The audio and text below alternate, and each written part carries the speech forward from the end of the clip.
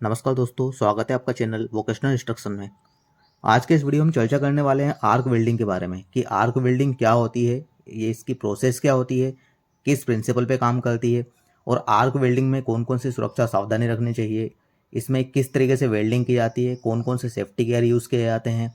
इसके अलावा हम इसमें ये भी देखेंगे कि आर्क वेल्डिंग में कौन कौन सी मशीनें यूज़ होती है, कौन कौन से इक्विपमेंट यूज़ होते हैं, कौन सी सावधानियाँ रखनी चाहिए और ये किस तरीके से काम करता है और किस किस पार्ट्स को जोड़ने के लिए आर्क वेल्डिंग का प्रयोग किया जाता है।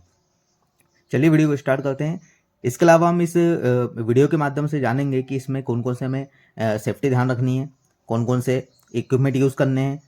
इसके अलावा इसमें हम ये भी देखेंगे कि इसमें आर्क वेल्डिंग करने के लिए किन किन जो भी धातुएं होती हैं उन्हें जोड़ा जाता है और कौन कौन से इसमें इलेक्ट्रोड यूज़ की जाती है, किस धातु को वेल्ड करने के लिए कौन से इलेक्ट्रोड का यूज़ करने चाहिए। ये सारे चीज़ें हम इस वीडियो के माध्यम से आज जानेंगे।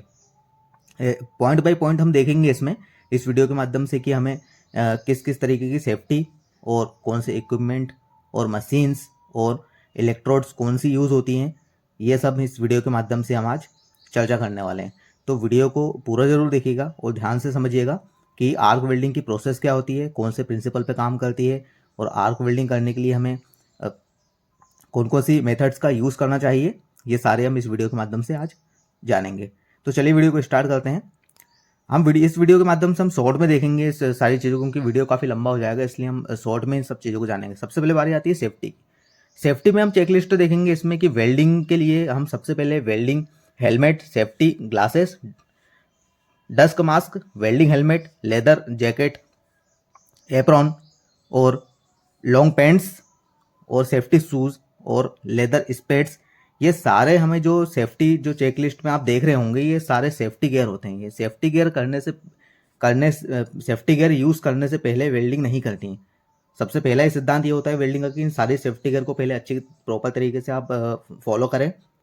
उसके बाद ही वेल्डिंग का कोई भी यदि आप कार्य करने जा रहे हैं तभी वेल्डिंग के कार्य को करना है, क्योंकि वेल्डिंग का कार्य बहुत ही ज़्यादा हजार्डस होता है, बहुत ही ज़्यादा डेंजरस हो सकता है आपके लिए, हेल्थ के लिए।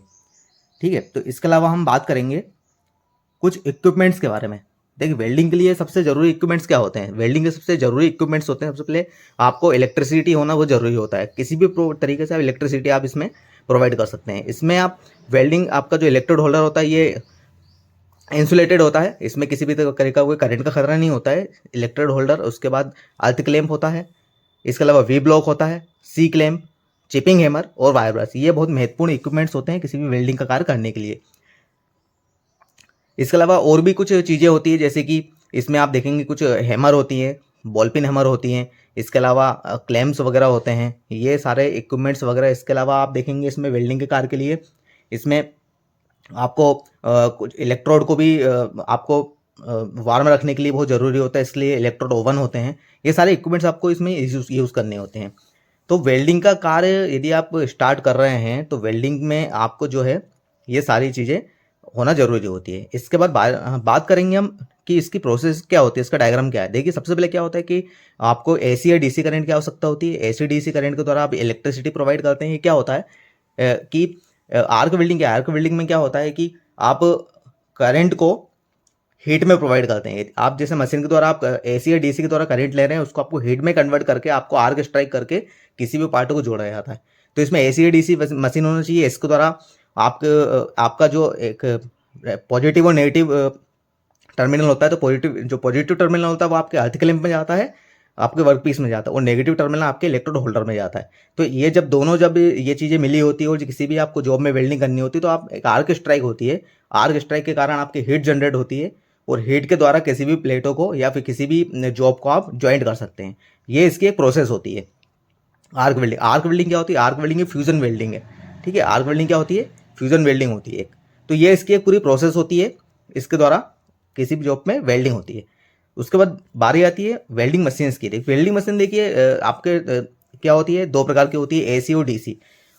एसी और डीसी वेल्डिंग मशीन होती है। इसमें क्या होता है कि एसी मशीन में क्या होता है, इलेक्ट्रिक के द्वारा आप वेल्डिंग करते हैं, और डीसी क्या होता है, किसी भी जनरेटर के द्वारा आप वेल्डिंग करते हैं। तो ये एसी और डीसी मशीनें होती है। इसके अलावा एक मशीन होती है रेक्टिफायर। रेक्टिफायर क्या होता है, एसी करंट को डीसी करंट में कन्वर्ट करने के लिए रेक्टिफायर मशीन का यूज़ किया जाता है। तो ये मशीनें क्या होती है वेल्डिंग के कार्य के लिए। इसके अलावा आप देखेंगे मशीनें भी इसमें एयर कूल्ड और ऑयल कूल्ड मशीनें होती है। ऑयल कूल्ड मशीनें क्या होती है थोड़ी सी कम कॉस्टली होती है, एयर कूल्ड ज़्यादा कॉस्टली होती है। ठीक है, तो ज़्यादातर कार्य के लिए ऑयल कूल्ड मशीनें ही यूज़ की जाती है। एयर कूल्ड मशीनों की क्या होती है, इसकी एफिशिएंसी थोड़ी कम होती है। एयर कूल्ड मशीनों की एफिशिएंसी ऑयल कूल्ड मशीनों की अपेक्षा थोड़ी कम होती है, इसलिए ऑयल कूल्ड मशीनें ज़्यादा यूज़ की जाती है। इसके अलावा सबसे महत्वपूर्ण बात आती है कि पोजीशन। देखिए पोजीशन आपकी बहुत ज़्यादा ज़रूरी होती है। यदि आप किसी भी पोजीशन में वेल्डिंग कर रहे हैं तो आपको प्रॉपर एक पोजीशन में वेल्डिंग करनी होती है। यदि आप किसी ओवरहेड वेल्डिंग कर रहे हैं तो आपको ओवरहेड पोजीशन, फ्लैट में यदि फ्लैट पोजीशन, वर्टिकल यदि कोई टेक्सचर है तो वर्टिकल में, और हॉरिजॉन्टल है तो हॉरिजॉन्टल में वेल्डिंग करनी होती है।